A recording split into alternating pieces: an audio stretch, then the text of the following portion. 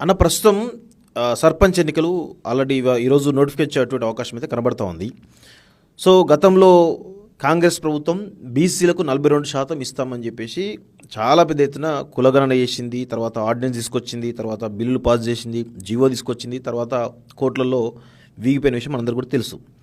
So ఇప్పుడు చూస్తూ ఉంటే 20% కంటే తక్కువగా, అంటే గతంలో కేసీఆర్ ఉన్నప్పుడు 23% ఎంతో ఉండే, ఇప్పుడు అది కూడా లేదు, 21% కంటే తక్కువ వచ్చేటువంటి అవకాశం ఉందనేది ఒక చర్చ బలంగా జరుగుతోంది. బీసీలను అసలు కాంగ్రెస్ ప్రభుత్వం మోసం చేసిందా, లేదంటే ఇటు అగ్రవర్ణాలు మోసం చేసి అనుకోవచ్చా? ఎట్లా చూస్తారు మీరు దీన్ని?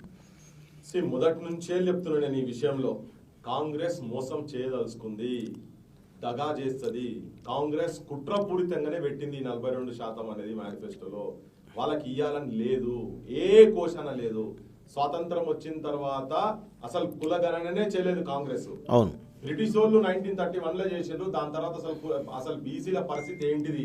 The brilliant and creative communities, the back bone of the nation have become begging communities of this nation అని చెప్పని మొత్తుకుంటున్నాం ఫస్ట్ నుంచి. ఇది వీళ్ళకి లేదు, వీళ్ళకు ఆ చిత్తశుద్ధి లేదు. వీళ్ళు పార్లమెంట్ లో కూడా బీసీలకు ప్రతి పార్లమెంట్ నియోజకవర్గంలో 2 బీసీలకు ఇస్తామని చెప్పి దాని తర్వాత డిక్లరేషన్ ఆ డిక్లరేషన్ వచ్చిన తర్వాత కూడా ఇప్పుడు ఇయ్యలేదు. పోయిన ఎలక్షన్ లో కూడా ఇయ్యలేదు, ఇక్కడ అసెంబ్లీలు ఇయ్యలేదు. కాకపోతే కేసీఆర్ ఎప్పుడైతే 34, గత కాంగ్రెస్ ప్రభుత్వంలో 34% ఉన్న దాన్ని 18% చేసిండో, అప్పటి నుంచి బీసీల క్షేత్ర స్థాయిలో లోకల్ బాడీస్లలో అరే మనకు రావాల్సిన మన అధికారంలో ఉండాల్సిన వాటిని మన నోటికాడ బుక్క గుంజుకున్నారా నాయన అనేది కొంత జనం లోపల పోయిందని దాన్ని ఓట్ల రూపంగా ఎన్కరేజ్ చేసుకుంటేందుకు ఈ 42% అనేది పెట్టిండ్రు.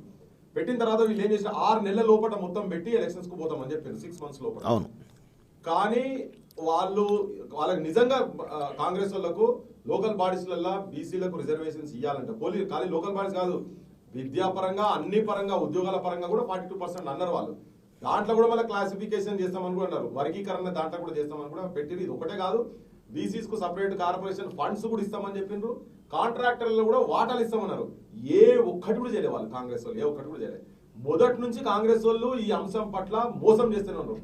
మండల్ కమిషన్ ఇంప్లిమెంట్ అయ్యేటప్పుడు కూడా రాజీవ్ గాంధీ పార్లమెంట్ లో మాట్లాడిన మాటలు ఏంటి అసలు బీసీల వాళ్ళ పార్టీకి దిగు కూడా చూడరు.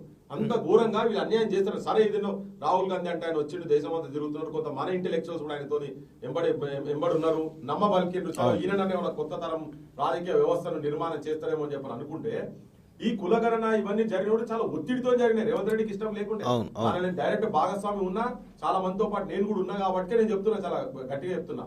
ఒత్తిడితో చేసారు ఇవన్నీ. చేసేటప్పుడు ఏంటంటే నేను పెట్టినట్టు ఉండాలి, ప్లేట్లో అన్నం